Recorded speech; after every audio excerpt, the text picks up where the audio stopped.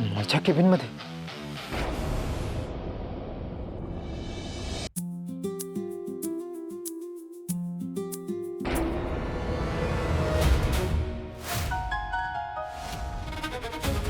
जय दादा, हे काय?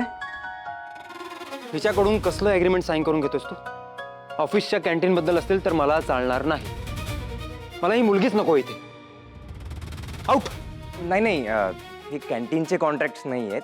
हिला आपण सेल्स मॅनेजर म्हणून हायर केलंय. व्हॉट? हिला? हो, आपलं बोलणं झालं होतं ना की आपल्याला फिमेल स्टाफ हवा आहे म्हणून. ते एक वेळ मी मान्य केलं असतं, पण ही मुलगी मला इथे नकोय. मी हिला एम्प्लॉई म्हणून हायर करणार नाही. एक नंबरची आगाऊ आणि पिंडॉक मुलगी ही. काय कुलकर्णी, तब्येत खराब आहे तुमची? काय झालंय काय? हिला हायर केलं तुम्ही? हिला आत्ताच्या आता बाहेर काढायला? एम्प्लॉई सिलेक्ट करताना फक्त पेपरवरची अक्षरं नसतात बघायची.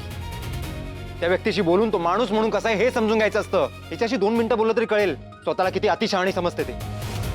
आणि हिला तुम्ही सेल्स मॅनेजर म्हणून हायर करताय. उद्या तुमच्या डोक्यावर बसेल ही. बिझनेस कसा करायचा याची अक्कल शिकवायला सुरू करेल. दादा, तिने इंटरव्ह्यू नीट दिलाय आणि सगळं आपल्या रूल्स प्रमाणे झालं. रूल्स प्रमाणेच व्हायला हवं. त्यात काय विशेष?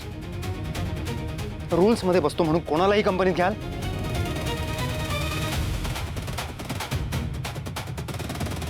मला ही मुलगी इथे नकोय. That's it.